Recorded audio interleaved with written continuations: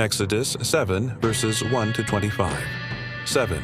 Yahweh said to Moses, "Behold, I have made you as God to Pharaoh, and Aaron, your brother, shall be your prophet. 2.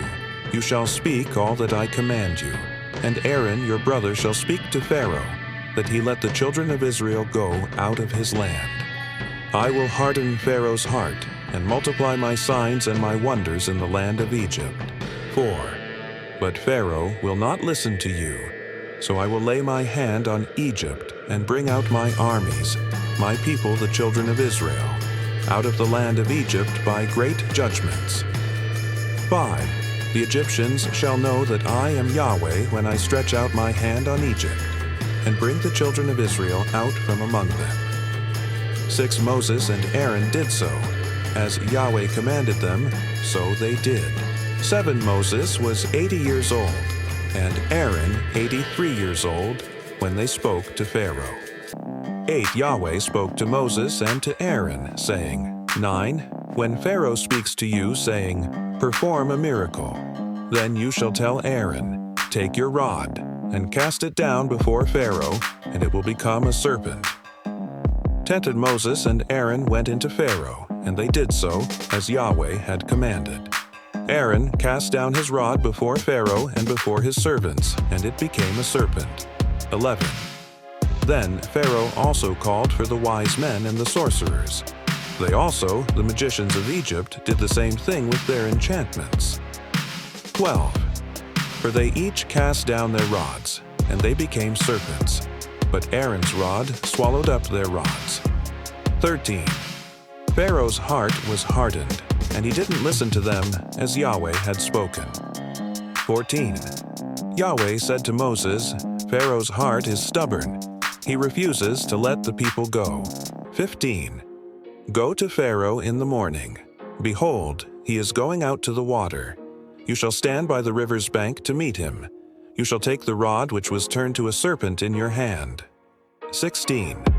You shall tell him, "Yahweh, the God of the Hebrews, has sent me to you, saying, Let my people go, that they may serve me in the wilderness. Behold, until now you haven't listened." 17. Yahweh says, "In this you shall know that I am Yahweh. Behold, I will strike with the rod that is in my hand on the waters which are in the river, and they shall be turned to blood." 18. The fish that are in the river will die, and the river will become foul. The Egyptians will loathe to drink water from the river. 19. Yahweh said to Moses, "Tell Aaron, take your rod, and stretch out your hand over the waters of Egypt, over their rivers, over their streams, and over their pools, and over all their ponds of water, that they may become blood. There will be blood throughout all the land of Egypt, both in vessels of wood and in vessels of stone." 20. Moses and Aaron did so, as Yahweh commanded. And he lifted up the rod, and struck the waters that were in the river, in the sight of Pharaoh, and in the sight of his servants.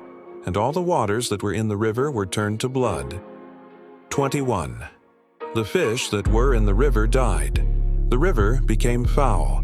The Egyptians couldn't drink water from the river. The blood was throughout all the land of Egypt. 22. The magicians of Egypt did the same thing with their enchantments. So Pharaoh's heart was hardened, and he didn't listen to them, as Yahweh had spoken. 23. Pharaoh turned and went into his house, and he didn't even take this to heart. 24. All the Egyptians dug around the river for water to drink, for they couldn't drink the river water. 25. The 7 days were fulfilled after Yahweh had struck the river. My thought is because Pharaoh was killing the firstborn males.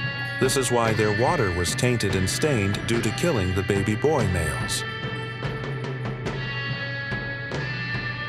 Thank you so much for joining me watching Exodus 7 verses 1 to 25. I hope you enjoyed the Bible study. Please subscribe to my channel if you haven't already for more great up-and-coming Bible study and bedtime stories. Good night and sweet dreams until next time.